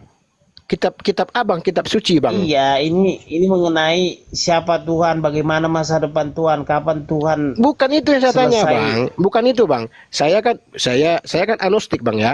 Saya kan tanya sama teman saya itu ya kan, Bobby Manulang itu, dia bilang Yesus disalib di Bukit Golgota. Tetapi di Wahyu pasal 11 ayat ke-8 nomor ke-8 disalibkan di Mesir bang. Yang saya mau tanya, apakah Yesus itu disalibkan di Mesir atau di Bukit Golgota bang? Harus pasti bang. Di Bukit Golgota lah. Lalu bagaimana dengan Wahyu pasal 11 nomor 8 bang? Ini di Mesir dia bilang bang. Ya udah, kalau kamu nggak percaya ya nggak apa-apa. Kok jawabannya gitu ya, aneh ya, sama aja semuanya gitu. aja iya kan nanti kalau saya pasangkan kamu kan akhirnya saya berdebat sama kamu. Masalahnya Pak Hendy, saya bukan mau berdebat sama abang, sama apa ini Pak apa ini Pak Kuriosnya ini. Saya bukan pendebat bang, saya orang awam bang. Cuma kan saya masih ada akal dikasih bang. Itu bang, iya. Wahyu. Ya, jangankan kamu Bang Juma aja nggak percaya Yesus sama Tuhan. Jangankan kamu, Bang Juma udah kemana-mana, ke Komal mana-mana dia berdebat nggak percaya Yesus. Selalu mengatakan pakai akal apa? Akal sehat. Saya nggak tanya Bang Juma bang. Saya tanya abang yang punya kitab. Ini kalau kedua-duanya nggak mungkin benar bang. Pasti salah satu harus ada salah satu bang. Udah Kak, kalau di Gunung Golgota tadi kalau memang nggak kamu apa ya udah, apalagi selain itu ada nggak lagi? Oh ini Pak Hendy, ada pertanyaan, any question? Ini Markus bang, Markus 15:25 bang. Markus 15:25 bang. Memang dulu iya, abang yang punya kitab, abang lebih tahu dari saya. Saya agnostik bang. Jadi kok ngambil ayat-ayat Alkitab? Udahlah, gak usah lah. Kalau belum membaca semuanya, tutup aja dulu. Saya bukan Alkitab aja, Al-Quran juga udah saya cek bang. Dan sama juga di sini juga ada Al-Quran saya, Al-Quran Alkitab ada. Ini saya ajaran Sinto aja, saya pelajarin ajaran Sinto. Cuman kalau di Al-Quran, Bang Kepas, kalau di Al-Quran saya baca bang, saya sepertinya apa namanya ya, tidak perlu bermain akrobatik otak bang. Tapi kalau di Bible ini bang, itu harus apa ya? Harus stres atau gimana, nggak ngerti saya. Yang jelas ini Markus 15:25 ini masalah jam bang. Emang dulu itu ada jam bang? Udah Pak Hendy, tolong dulu handle dulu Pak Gabriel ini gimana ini? Saya kan bertanya saya. Sama apa ya Bang Juma aja ya Pak Gabriel ya, karena kita bagaimana iya, kalau saya bertanya ke Bang Juma juga saya juga nggak paham bang. Iya, nanti Bang Juma yang jelaskan ataupun Pak Hendy. Kalau abang mau bertanya, Karena gini Bang, Abang saya anjurkan baca Alkitab aja dulu seluruhnya, baru nanti kalau Abang udah baca baru enak gitu loh. Udah saya baca Bang, Alkitab itu Bang. Alkitab ini ada di kamar kok, di kamar kawan saya ini. Saya satu kamar kok. Cuman dia lagi kerja itu, belum pulang. Dia bawa itu apa tuh Grab. Ah gitu Bang. Gimana Pak, Abang Pak Endi? kok ke Mana Pak En? Kian Santang ini pun udah tidur kayaknya. Kenapa ke Pak Endi ya Bang?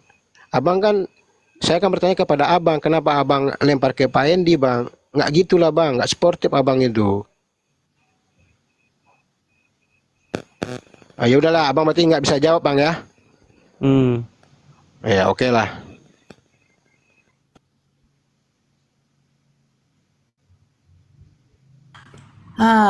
Kepas, belum sadar-sadar juga kau. Halo, Bang Handi. Ya. Oh, mau lanjut sama Ronda belakang. Banyuman. Bintang timur dan bintang 7 yang kau aniaya. Saulus, kenapa kau aniaya aku? Itu kata Yesus kepada Saulus.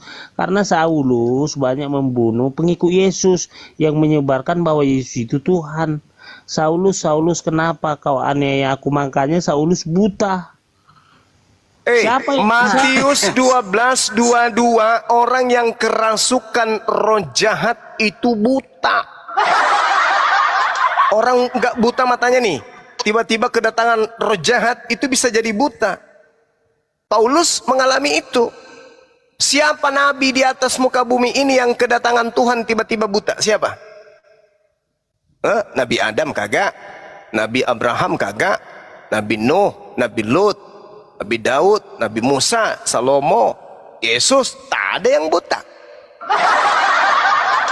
Hanya Paulus yang didatangi kemudian oleh Tuhan buta matanya. Padahal tanda-tanda orang yang kerasukan roh jahat adalah matanya buta. Matius 12 nomor 22. Lagian Paulus itu bukan nabi. Loh, kalau dia bukan nabi, Bung, kalau dia bukan nabi, lalu dari mana 13 kitabnya itu? Ajarannya dari mana?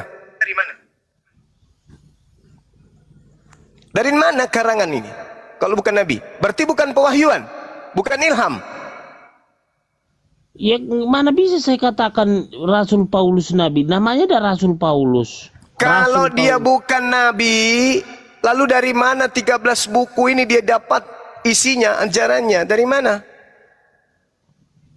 Di dalam kitabnya orang Yahudi bilangan 12, barang apabila ada di tengah-tengahmu seorang nabi, maka aku Tuhan akan datang kepadanya untuk menyatakan diri melalui penglihatan dan berkata kepada dia melalui mimpi.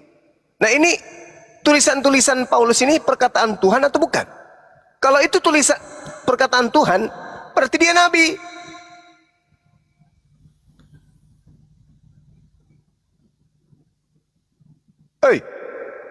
Jelas Paulus itu rasul, Bang Juma. Kisah para Rasul 13 nomor 1.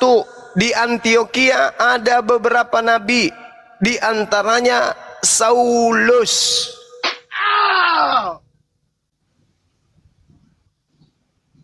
Lagian kata rasul itu kan hanya ambil dari Quran. Kembali lagi Quran. Lalu dari mana kata rasul itu diambil? Sebelum Islam itu ya lahir setelah kematian Yesus 500 tahun. Iya, kalau begitu dari mana kata rasul ini diambil? Kan tinggal jawab, kok larinya ke Islam pula? Saya nggak bilang dari Islam. Oke lah, bukan dari Islam. Mungkin dari Cencorang atau dari Walang Sangit atau dari mana lah. Tapi tolong jelaskan dong. Dari mana kata rasul itu diambil, disematkan kepada pembohong Paulus? Dari mana? Jangan dikatakan Rasul Paulus pembohong. Loh, dalam dustaku, aku telah menjerat engkau dengan tipu daya. Gimana sih? Nakal juga anak ini. Tertulis di Bibelnya, dibilang tidak. Aku telah menjerat engkau dengan tipu daya. Itu kata dia. Dari mana kata Rasul? Oke, nggak ada Islam. Di dunia ini nggak ada Islam. Lalu kata Rasul dari mana? Bisikan dari cencorang. Bisikan walang sangit. Mulai sekarang aku gelari kamu Rasul.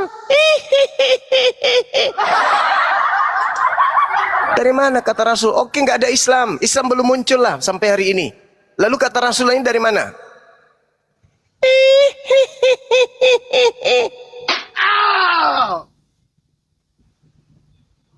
Ayolah sekali-kali itu makanya dikatakan. Jangan kayak gini loh Bang Juma, jangan katakan Rasul Paulus itu nabi gitu loh. Kalau dia bukan nabi, lalu dari mana ajarannya? Beda nabi, beda rasul. Nabi itu yang menerima firman untuk dirinya. Rasul, nabi yang menerima firman untuk dirinya dan untuk umatnya. Jadi seolah-olah Bang Juma ini membatasi kebesaran Allah Maha Kuasa. Kenapa larinya ke Allah? Ini Paulusmu.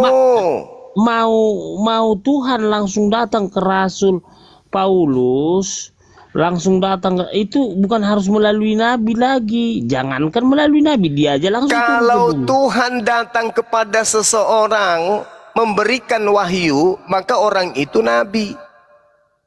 Kalau nabi tersebut menerima perintah untuk menyampaikan firman Tuhan itu kepada orang lain, maka itu disebut rasul. Orang tidak mungkin jadi sarjana kalau tidak tamat SMA. Jadi SMA itu setingkat nabi, sarjana itu setingkat rasul.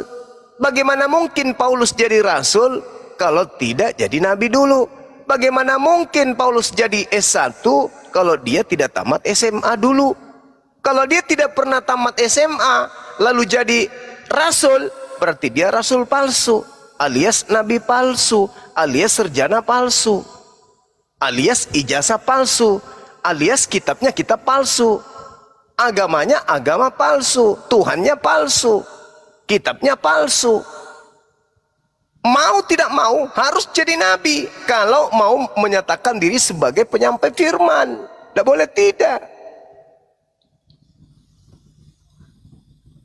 Tidak boleh tidak. Itu syaratnya itu.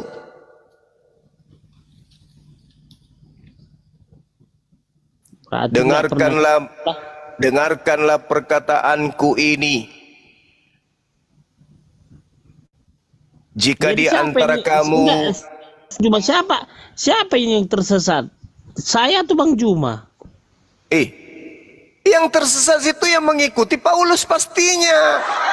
Karena kamu yang memanggil Yesus Tuhan. Kalian semua adalah penyesat, enyahlah daripadaku, aku tak mengenal kalian. Siapa yang memanggil Yesus Tuhan? Siapa yang bernubuat pakai nama Yesus? Siapa yang bermujizat pakai nama Yesus? Saya atau Anda? Ayo. Jadi ini siapa yang tersesat? Loh, yang diusir Yesus saya atau Anda? Tadi katanya Yesus nabi, oke. Terus nggak mau dibaptis. Sunat mau. Saudara, Nabi Ibrahim tidak pernah dibaptis. Sementara kami mengikuti milah Abraham. Milah Abraham itu tauhid, satu Tuhan, berkurban hewan, bersunat. Itu milah Abraham. Kami bukan pengikut Yesus. Kami bukan pengikut milah Yesus, bukan. Dan kami pengikut milah Abraham. Yang disembeli itu bukan Ismail, Ishak, jangan bersalah. Tidak ada yang disembeli. Yang disembeli itu hewan. Iya. Tapi kan yang dipersembahkan itu bukan Ismail tapi Ishak. Anak tunggal. Iya, itu Ishak, anak tunggal Abraham. Bukan Ismail. Otak yang Anda pakai atau anus Anda pakai ngomong? Ini Alkitab, bukan. Otaknya isinya gear sepeda nih anak ini. Sekarang anak pertamanya Abraham siapa? Anak pertamanya Abraham siapa? Ismail. Dari Hagar.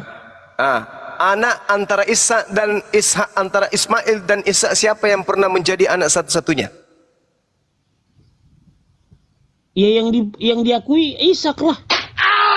Saya ulang lagi. Antara Nabi Ismail dan Nabi Ishak, siapa di antara keduanya yang pernah mengalami posisi anak satu-satunya alias anak tunggal? Oh, selama 14 tahun, oke, memang Ismail selama 14 tahun. Sejak kapan anak kedua jadi anak tunggal? Ya, itu kan bukan dari si Sarah, si Ismail. Yang diminta anaknya Sarah atau anaknya Abraham? Anak dari Sarah lah, kan istrinya si Sarah. Saya ulang. Yang diminta untuk dipersembahkan anaknya Abraham atau anaknya Sarah? Anak si Sarah lah, kan itu. Mana kan dalilnya? Ku kejar kau ini. Mana dalilnya? Kusiksa kau, kusiksa kukunya ginjalmu. Mana dalilnya? Tuhan meminta anaknya Sarah. Mana dalilnya? Udah baca nggak semua? Saya sudah baca. Wahai Abraham, ambillah anakmu yang tunggal. Abraham disuruh ambil anaknya yang tunggal. Ayo.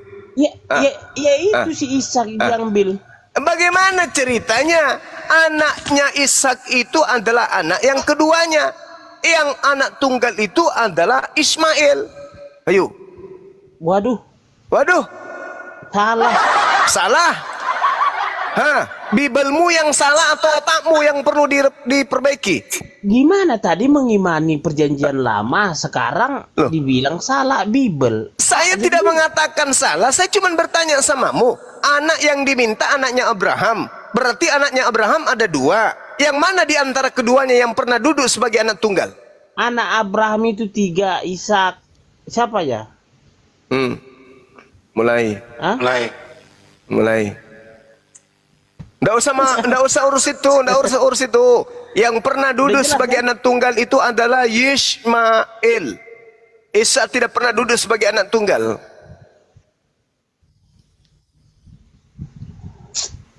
Berarti kembali tadi itu Bang Jemaat, coba punya jantungnya dulu. Ini mana perintahnya menyuruh menyembah mengorbankan anak Sarah? Mana? Di mana itu? Udah baca enggak?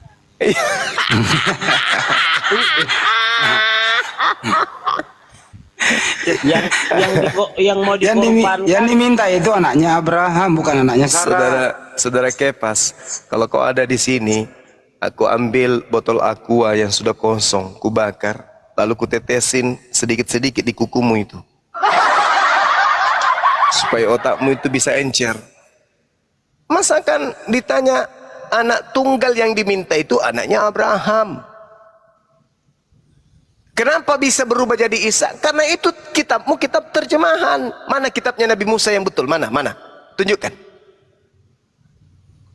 Ada? Gak ada lagi kan? Bisa enggak dirubah itu kata terjemahan? Ya bisa, setiap saat direvisi kitabmu. Bisa jadi 100 tahun kemudian anakmu yang tunggal, yaitu bom-bom. Bisa jadi. Bukan firman Tuhan, hanya terjemahan. Gimana sih lu Pas? Udah, saya ngomong ya. Kenapa Ismail itu lari ke gurun pasir dengan ibunya Hagar? Kenapa? Karena si Sarah menyuruh Abraham suruhlah mereka pergi. Ini mengenai warisan. Terus? Nah, tapi apa kata Tuhan kepada Abraham? Memang Abraham berat untuk mengusir Hagar dan Ismail, ya. Nah, Tuhan berkata kepada Abraham, jangan kau menangis Abraham. Abraham memang nggak tega mengusir Hagar dan Ismail, itu anaknya. Nah, akan kubuat juga dia bangsa yang besar. Kalianlah itu. Itu nggak saya sangkal. Oke, sekarang begini.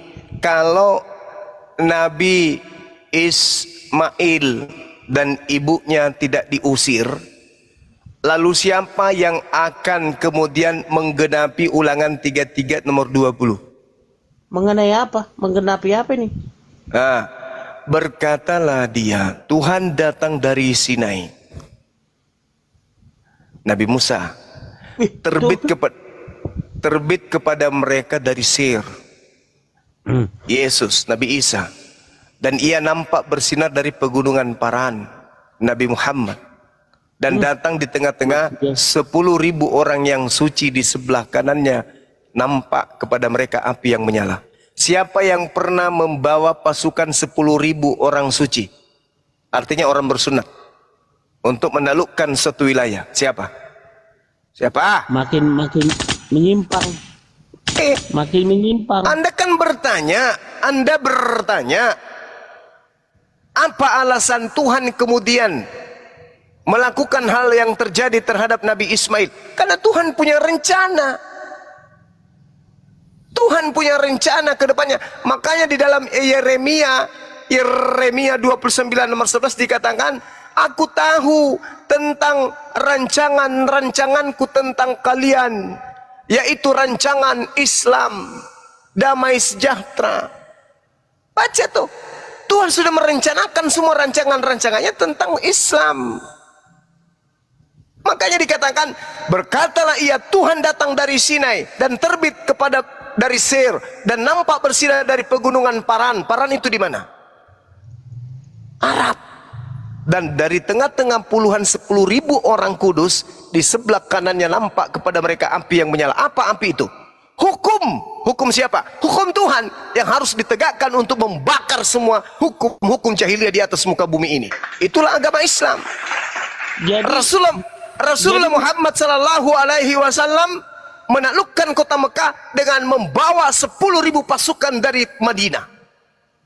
Nah, Yesus pernah? Enggak pernah. Musa pernah? Enggak pernah. Berarti yang menggenapi ulangan 33 nomor 2 adalah baginda Rasulullah Muhammad sallallahu alaihi wasallam. Mana hukumnya Nabi Musa? Apakah bisa dipakai untuk menaklukkan hukum seluruh bangsa? Nggak bisa. Mana hukumnya Yesus? Bisa? Nggak bisa.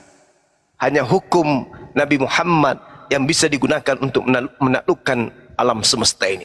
Buktinya, Indonesia merdeka berasaskan Qul huwallahu ahad. Berasas terhadap ketuhanan yang Maha Esa. Cobalah, kita boleh diskusi, Anda lakukan pertahanan, silakan.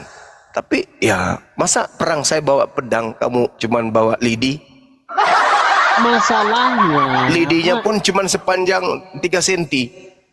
Bukan masalahnya, kalian itu mengklaim yang dikorbankan Abraham itu Ismail, padahal Ishak. Masalahnya di Alkitab itu Ishak, anaknya Yakub. Yang Anda pakai itu terjemahan kan? Kenapa terjemahan? Sekarang asli dari kitabnya Nabi Musa mana?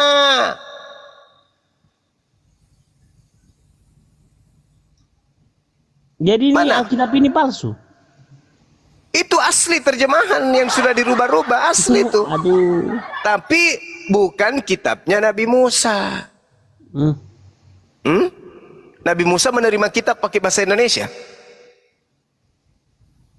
Ya itu kan ditranslate. Masalah Nah, itu berarti bukan yang itu. Berarti kitabnya Nabi Musa bukan yang itu yang kau bawa. Ayo. Sementara yang ada di dalam kitab Kejadian itu adalah kitab yang diterima oleh Nabi Musa. Mana kitab itu? Kita lihat, kita buktikan. Benarkah yang diterima Nabi Musa di situ tertulis yaitu Ishak? Atau itu hanya penambahan saja? Ayo. Nggak nyambung ya, jadi nggak nyambung ya. Mati Mija. Kamu yang nggak nyambung. Sudah jelas anak tunggalnya Abraham adalah Ismail. Kok jadi Ishak? Waduh. Jadi Ismail anaknya Yakub. Mati Mija. Allahu Akbar, Masya Allah, Masya Allah, Masya Allah. Ini kan Yakub ini kan Bani Israel kan 12 suku bangsa Israel kan ada runutannya, jelas silsilahnya. Saya paham, saya ngerti. Tiba-tiba diputus silsilah dari Ismail, gimana sih? Loh, tidak ada yang putus. Nabi Ismail nggak ada yang putus. Ismail keturunannya nantinya menjadi Islam. Yakub keturunannya menjadi Yahudi. Kristen dari Lucifer, beda lagi. Kristen ini kelompok di luar dia, bukan ajaran dari keturunan Nabi Abraham. Jadi keturunan Nabi Abraham, Nabi Ismail keturunannya Islam, Ishak keturunannya Yahudi. Ya, Kristen ini dari mana? Woi, Apalagi yang mau dijelaskan? Katolik ini dari mana? Katolik dari mana? Penumpang gelap. Penumpang gelap. Itulah serigala yang nyamar dompret.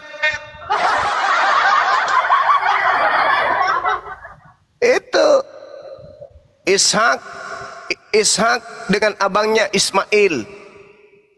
Kalau kita lihat, Allah selalu berbicara mengenai kambing domba. Yeremia 50 nomor 17, Yeremia 23 nomor 2 nomor 3.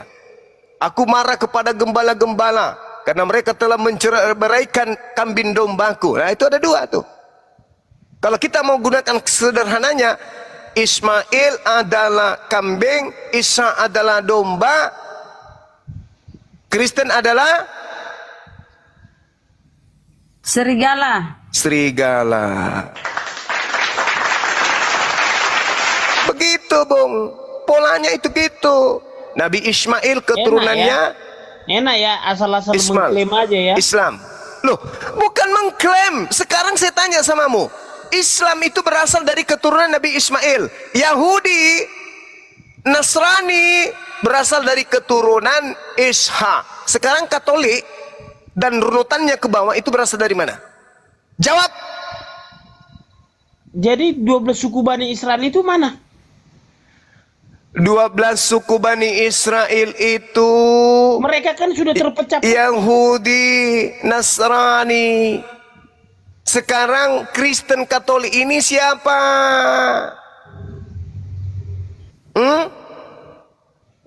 Bani Israel itu kan 12 suku Bani Israel ini kan terpecah-pecah. Artinya Al-Quran mengatakan walaqad ahzallahu mitsaqa bani Israel wa ba'atsna minhum 12 naqiban wa qala Allahu inni ma'akum la in aqamtumus shalah wa ataitumuz zakah wa amantum birusuli wa azzartumuhum wa aqradtumullah qardan hasana.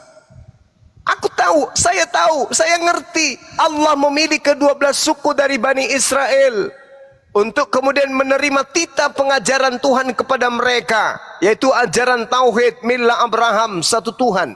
Tahu. Mereka berpisah-pisah, berpencar-pencar. Ada yang taat kepada Taurat, ada yang tidak taat kepada Taurat. Tapi bukan itu yang jadi permasalahan. Yang jadi permasalahan ini, agama Katolik ini diajarkan oleh siapa? itu untuk semua umat manusia. Saya tidak tanya itu untuk siapa, saya tanya diajarkan, didirikan oleh siapa Katolik itu? Malah lebih parah lagi. Masa dibilang tadi Islam itu dari Ismail, terus untuk keturunan Ismail semua, terus keturunan dari 12 suku bangsa Israel gimana dong itu? Kau dengarkan baik-baik saudaraku ya. Allah Subhanahu, pakai otakmu dulu, tenangkan dirimu kurang lebih 2 menit. Allah Subhanahu wa ta'ala berfirman kemudian kepada Nabi Ibrahim alaihissalam terkait dengan keturunannya, kemudian mereka Bani Abraham ini atau Ibrahim ini itu menerima pengajaran dari Allah. Lalu kemudian Allah Subhanahu wa ta'ala menjelaskan bahwasanya mereka keturunan daripada Nabi Ibrahim alaihissalam itu menerima pengajaran berupa ajaran menjadi muslim. Wasabiha Ibrahimu banihi wa Yaqub ya bani innallaha ya baniya innallaha astafa lakumuddin fala tamutunna illa wa antum muslimun. Jadi orang-orang yang didatangkan dari Nabi Ibrahim keturunannya kemudian turun sampai Yakub sampai ke-12 suku, mereka semua itu diajarkan untuk menjadi seorang muslim. Yakub berkata kepada anaknya, "Isqala li bani ma ta'buduna min ba'di qalu na'budu ilahaka wa ilaha abaika Ibrahim wa Ismail wa Ishaqa." Apa itu? Ilaha wahida. Jadi Yakub berpesan, Nabi Abraham berpesan kepada keturunannya, apa yang kalian sembah nanti sepeninggalku wahai anak-anakku? Mereka kemudian menjawab, kami akan menyembah Tuhanmu dan Tuhan nenek moyangmu, yaitu Ibrahim, Ismail dan Ishak. Apa itu Allah? Kejadian 17 nomor 7, nomor 6, nomor 7. Aku akan mengangkat perjanjian kekal wahai Abraham kepada kamu, anakmu, keturunanmu secara turun-temurun, bahwa aku akan menjadi Tuhan kalian secara turun-temurun sebagai perjanjian kekal. Nah, setelah Allah kemudian mengutus para nabi kepada keturunan Nabi Isa alaihissalam, mereka ingkar, mereka kufur, mereka sombong, angku, tegar tengku, congkak, hasad, husud, hasad, iri, dengki. Bahkan Isa turun, Isa mereka komplotin untuk mereka bunuh. Tidak ada kemudian benarnya. Setelah itu Allah, apa kata Allah? Apakah kemudian Allah meninggalkan mereka? Tidak selamanya mereka ditinggalkan. Allah kemudian mengatakan kepada mereka, ya ahlal kitab, wahai keturunan Isa, Yakub, qad ja'akum rasuluna yubayyinu lakum, telah datang rasul kami Nabi Muhammad kepadamu, katsiran mimma kuntum tukhfuna minal kitab wa ya'funa an katsir, menjelaskan isi kitab yang kalian sembunyikan. Banyak yang dia jelaskan, banyak pula yang beliau tidak jelaskan. Qad ja'akum minallah, telah datang kepada kalian cahaya dari Allah, yaitu baginda Rasulullah Muhammad sallallahu alaihi wasallam membawa Islam, wa kitabum mubin, dan Al-Qur'an yang menjelaskan. Yahdi bihillah, wahai keturunan Isa, Yahudi dan Nasara yang disebut kemudian ahli kitab, telah datang kepada kalian Al-Qur'an dari Allah untuk memberi petunjuk kepada kalian. Minat tabi' yahdi bihillah manittaba'a ridwanahu subulas salam. Telah datang kemudian kepada kalian Al-Quran untuk mengajak kalian agar kalian mengikuti keridaannya kepada jalan keselamatan. Ini ajakan Allah, mengajak mereka, orang-orang Yahudi, orang-orang Nasrani, untuk kembali kepada kebenaran Allah dengan masuk kepada Al-Quranul Karim. Jadi orang-orang Yahudi diajak menjadi Islam, bukan diajak menjadi Kristen. Kristen itu penumpang gelap. Keturunan Nabi Yakub, keturunan Nabi Isa, Nabi Yakub, mereka diminta untuk masuk bergabung ke dalam Islam.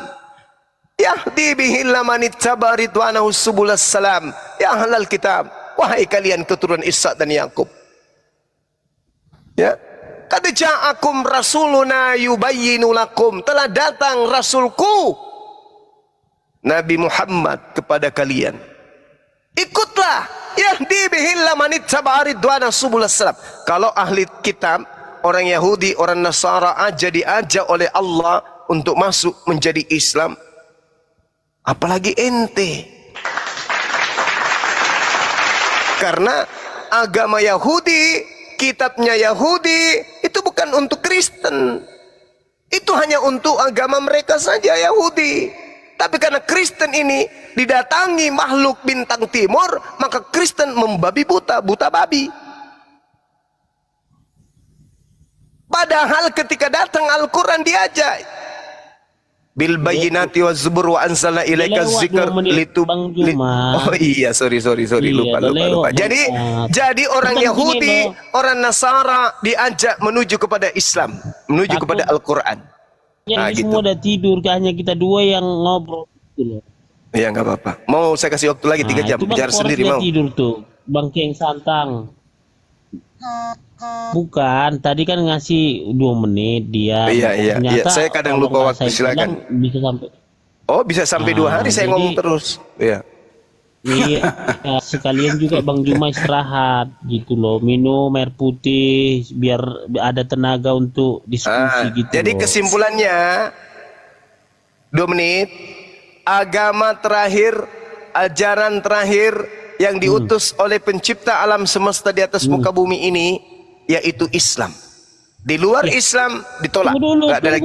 tunggu. Ini harus diluruskan. Bukan saya membantah ya, diluruskan. Kan Tuhan Yesus kan udah naik ke surga. Mana ada lagi agama selain Yahudi Kristen? Kan apa lagi? Yesus naik ke langit itu untuk turun. Yesus di atas itu baru 2 hari. Jadi usianya sekarang Yesus itu 33 tahun 2 hari. Usia Yesus itu 33 tahun. Kalau 1000 tahun lagi baru kiamat, berarti nanti Yesus itu usianya 33 tahun 3 hari. Gak ada susah bagi Allah mengangkat Nabi Isa alaihissalam, lalu menurunkan kembali untuk menjadi hakim, membuka mata daripada orang-orang Yahudi. Kenapa dia turun lagi? Untuk menyatakan kebenaran. Aku ini adalah nabi untuk kalian, Mesias yang kalian tolak.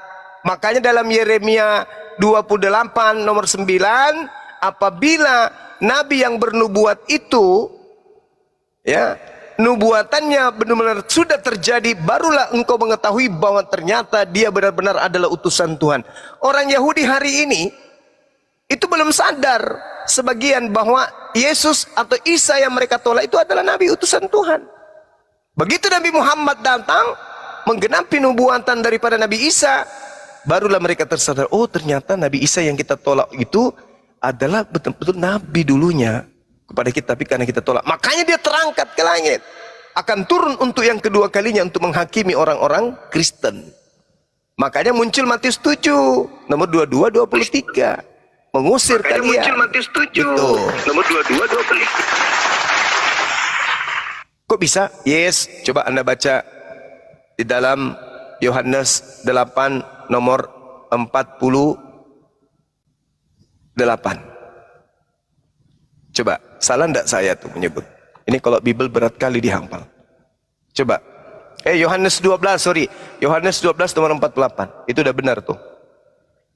Barang siapa yang menolak aku, dia sudah ada hakimnya, yaitu firman perkataan yang pernah aku ucapkan di tengah-tengah mereka. Perkataanku itulah kelak yang akan menjadi hakimnya di akhir zaman. Nah tuh. Pernah nggak Yesus mengatakan sembahlah aku? Enggak. Pernah nggak Yesus mengajarkan ibadah minggu? Enggak. Pernah nggak Yesus mengajarkan makanlah babi? Enggak. Pernah nggak mengajarkan pergilah ke Roma? Enggak. Enggak ada. Jadilah Kristen? Enggak ada. Ikutilah Paulus? Enggak ada. Jadi kalian semua itu akan diusir. Matius 7 nomor 22 sampai 23. Itu betul itu. Ya, jadi ya sekali-sekali gunakanlah akal, Bung. Jadi di mana tabuk perjanjian itu? Tabuk perjanjian apa? Yang dibawa Bani Israel itu. Ya mana tabuk perjanjian apa? Kenapa? Ini masalahnya katanya Musa. Musa katanya Islam. Muslim. Kok Islam Musa pula? membawa Muslim. Nah, tabuk perjanjian itu di mana sekarang? Ya itu bukan untuk kami, itu untuk kaumnya dia. Kok tanya saya? Tanya kepada Jadi kaumnya Nabi si Musa. Juma ini tolol, nggak ngerti apa-apa ini si Juma ini. Dia modalnya teriak-teriak, jangan diladeni nih manusia begini. Ini bangsat ini manusia begini. Itu yang perlu saya sampaikan kepada kawan-kawan Kristen. Ini mulutmu manusia kapir, begini nggak jaga perlu mulutmu diladeni nih. kapir. Sakit kan Nggak kalian? ada Bang? apa-apanya Sakit ini. kan? Ini paling tolol sedunia. Itu. Jadi memang biar saudara-saudara saya bilang Kristen sama Bang tersakiti Juma, banget. Saya sudah sering mendengar kamu. Ya. Jadi kamu mau nggak ada diskusi dengan apa-apanya. saya? Mau Kamu diskusi itu dengan apa, saya? apa namanya? Mau coba-coba, mau Apa? coba-coba, Balut, mau coba-coba ginjal tolol. mukunya mau. Apa kau coba-coba? Aku Mau. pula kau coba-coba. Kau Mari tolol, kita diskusi tolol. kalau gitu. Jadi kau pikir karena Berani kamu enggak? dihormati oleh anggota-anggotanya, aku jadi menghormati kamu? Tidak. Oh enggak, saya enggak Kamu butuh nggak ada hormat. apa-apanya bagi saya. Ngapain saya minta Kau hormat nggak dari ada hewan, apa-apanya. binatang kayak kau ngapain? Tolol. Apalagi kamu kayak binatang kan? Kamu kan milik binatang. Kamu mengaku dirimu domba kan? Kristen itu mengaku domba. Itulah, Kalianlah kali ini- serigala itu. Kalian ini diskusi agama aja emosi. Apa yang keluar Iya, dari- Aduh. betul. Kenapa Betul, jadi bahasa betul. kotor, bahasa binatang? Betul. Enggak. wajarlah dia mengeluarkan kata itu karena dia mencontoh Lucifer. Jangan dibahas, Ntar dulu kau saya harus luruskan. Diam dulu. Wajar dia ngomong gitu karena dia yang ngomong gitu makanannya sehari-hari. Wajarlah. Sakit hatimu bagus menyembah. Jadi apa yang kita makan sehari-hari itulah yang selalu keluar dari mulut kita. Iya, tapi jangan dibalas gitu loh, supaya Ya kita nggak bisa kau benar-benar melindungi beragama. temanmu. Kau coba kau omelin, berani kau omelin dia nggak? Kepas, omelin dia. Dia memang nggak bermoral gitu Nah, loh. udah cukup. Apalagi kan saya nggak membela dia, dia memang nggak bermoral. Sekalipun berbeda pandangan dengan Bang Juma, nggak bisa dia begitu berkata. Kenapa dinaikin lagi sih? Dia mau Tumben diskusi pintar dengan saya lu, Bang Edi. otak. Untung dia turun. Hampir ginjalmu kukunya Bung, untung kau turun. Gak usah diturunkan aja lah. Gak ada Udah gunanya disuruh- banyak. Yang begitu Sini jangan waktu, dinaikkan, itu jadi memperkeruh suasana.